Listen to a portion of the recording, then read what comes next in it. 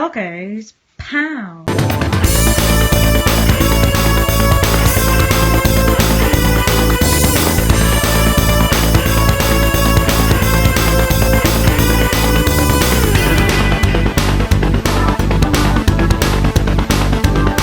Right, apparently the month of March is now to be called Marchester System or something mad like that. But to celebrate that, here's some homebrew conversions for the Marster Sarsons, which you can get for free.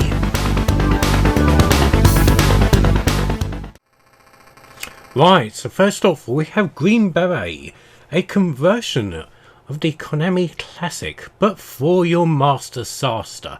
So let's have a look. So go straight into some game options. So you can select your stage, your lives, your soldier, or level. So that's coward, soldier, coward, soldier, coward, soldier. Bit, bit, bit, bit. We're going to go with soldier by the looks of things. Start game. And so far looking very authentic. The arcade introduction of some guys tied to a pole. I've got a feeling it's not the first pole we're going to see today. And this is surprisingly accurate.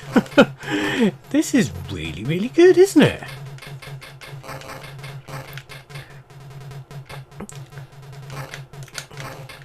Of course, Green Hat being quite a tough game. I didn't get a flamethrower. Why did I not get a flamethrower? Oh, and you respawn immediately. That's interesting. That's something the arcade game didn't do. Level layout's a tad different. Oh, when I'm dying horribly. Game over, so let's give that another go. Right, so in the options we select lives. I've selected troop, which I'm presuming is some sort of infinite lives thing. Give me a flamethrower, thank you. That's what I'm thinking it is, and I have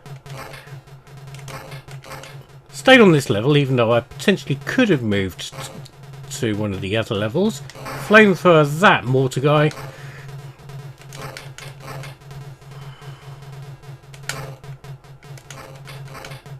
Can you flame these? Yes, you can. Not sure I went up there if I took the time to actually oh shit, and that's a that's a problem systemic with Green Beret in total, is the jumping up in front of a ladder and getting stuck on a ladder, because it happens to everybody with ladders. I've seen it happen in real life. Yeah, so that is an infinite lives thing there, the troop setting on the lives, which is great if you want to get through it, and the fact it respawns means you're just going to keep on going. So if you do want to completely wimp out and see the whole of the game, this is going to be the way to do it.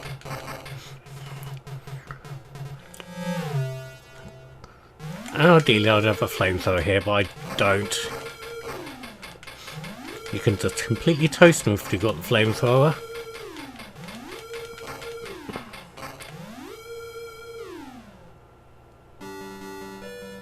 And you've got a little animated bit between the stages as well. Throw yourself off the fence. Woohoo!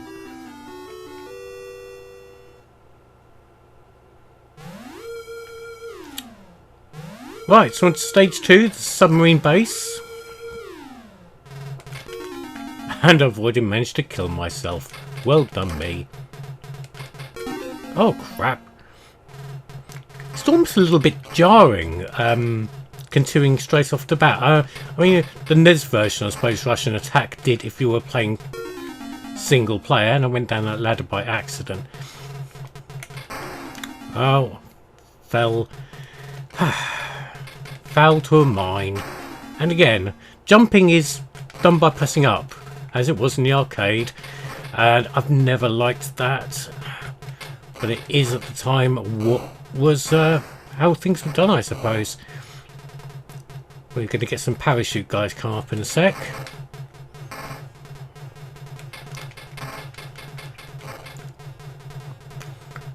There we go, parachute guys. Yep, another one. Oh, I'm going to have to go off the screen to do it, aren't I? No, only one parachute guy here. Okay, that's fine. Shit. If you're thinking this music's getting repetitive, you'd be right. Parachute guy? There he is. They move a lot slower in this version of Parachute guys, thankfully. They come swooping in on the arcade version. There does seem to be not quite as many of the commanders carrying power-ups like this guy here. Shit.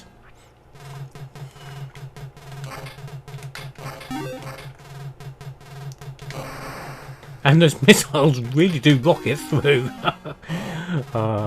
So yeah, this is a great version of Green Hat for your world's greatest console stroke vinegar brand of choice. So yeah, well worth checking out. Obviously, as with all the games I'm playing on this, they're available on SMS Power for a free download. Dogs, dogs, dogs. There we go, dogs. Oh, and dog handler as well. So yeah, if you like Green Beret and you like your Master System, play Green Beret on the Master System. Right, next up we have Bruce Lee for the Master System, and this is not to be confused with Dragon, the Bruce Lee story, which was already on the Sarstar. This is a conversion of the 1984 Commodore 64 and I believe Atari 800 game of the same name.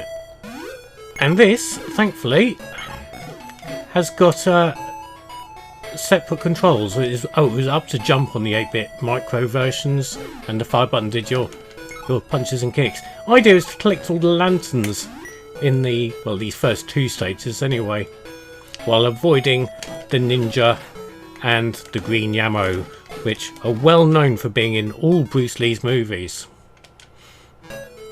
Also, it appears to be quite a bit harder than the home micro versions, and that's annoying. I do believe in the, at least the Commodore 64 version, you could you can run between screens, which of course you can, but there's walls there.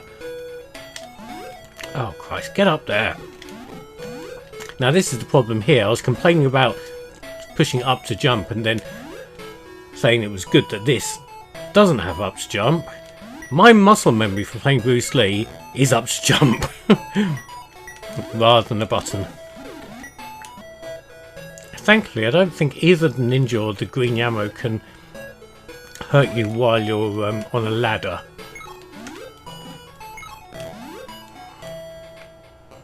So means you can sort of outsmart them by doing that. Now I missed the lanterns on the first stage because I'm an idiot.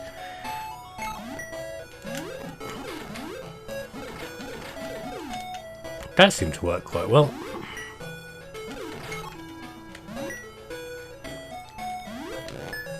And now I've collected all the lanterns on these first three screens, and we can go into a trapdoor on this screen here.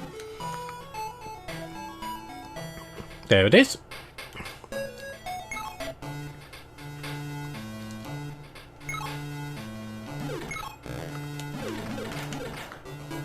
Alright, still need to collect those lanterns.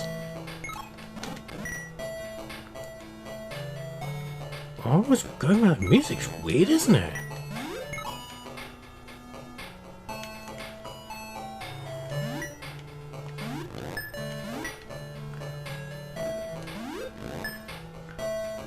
And when you've got a slot up... Oh, I was going to say, I don't remember there being the ninja and the green Yamo on the these sorts of platform-centric screens with the strange scrolling conveyor belt. But it's interesting though, isn't it? Seeing a well-loved at the time game being dragged really into this century on a console which, by the time the Master System was a thing, I don't think anyone remembered Bruce Lee, but I did. So there you go. That's good. In fact, let's have a mid-episode bonus game. Welcome to bonus day.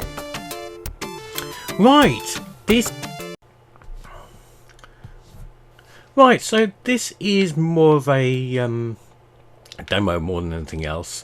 This is a version, or at least a demo, of the SG-1000 doing pole position. Of course, the SG-1000 is Sega's predecessor to the Master System, which is approximately 1/3 as powerful, I think, if I do the maths. Anyway, pole position. If you don't know what pole position is that position between Germany and Belarus, where they do racing. No, and I thought I'd just include this because it's a nice indication of how, again, like this might look on the SG-1000. Again, Homebrew. Righty, so next we've got another game conversion by the same guys who did Green Beret for the Master System. That's Ozu, I can't really read it in that font, but yeah, Bombjack, conversion of the arcade game. So again, you've got the options there. Now, interestingly enough, you can change the flying to keys or buttons, so I'm presuming you can push up to jump if you want to. Now, Bombjack's best played by pressing a button to jump, so we'll start from there. Now, eagle-eyed viewers will already notice one of the problems here. The Master System's resolution doesn't quite hold the same resolution as the arcade game, hence the screen has to scroll. But they've come across a very clever way of doing this. So at the bottom of the screen you can see where the bad guys are because there's little arrows that point at them. So if I fly right to the top... No, it's not going to do it now because I've gone in circles. Next time I'm at the top of the screen, there's a bad guy at the bottom, you'll see a little arrow. There, how's that? And it's got all that fantastic unlicensed music as well. Oh, and I've just died. I used to be good at Bombjack, I've said that before, haven't I? I'm not good at Bombjack these days. I used to be able to sit there for hours in the local pub. Because they had Bombjack and they had Dragon Buster in the local... Oh crap. But this is impressive as well. It's smooth, it's playable.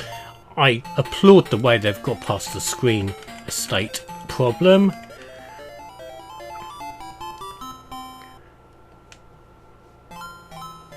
And it's all here. I'm also not bothering to play it properly, as you've probably noticed. I never could... Well, I don't know if I can remember if I used to play it properly by getting the bombs in the right order.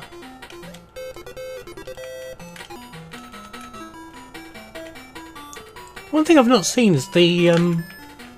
I've seen the bonuses there. That might have actually been that, the one that turns you and everything into all the bad guys and freezes them or turns them into coins. I can't remember what it did now.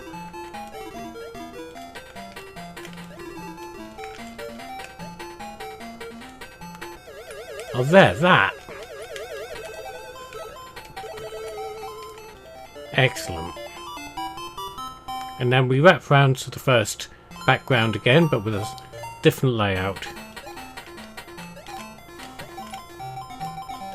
But yeah, again, a completely reasonable conversion of an arcade classic for your Master System for free. I suggest downloading it and installing it on your EverDrive, or playing it under some spooky emulation if you like. Good stuff. Right, another conversion. This time is Ms. Pac-Man. Now that doesn't stand for Microsoft Pac-Man, or maybe it should.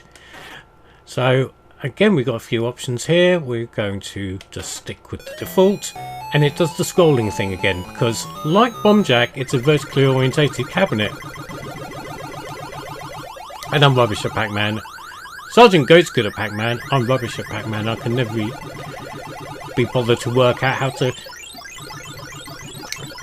do the stages in, you know, in an order which avoids ghosts. Now, again, it's done the same thing as Bombjack, as having the... shit. The ghosts showing up as little pointers when they're off the screen, which is very handy. It's really good, but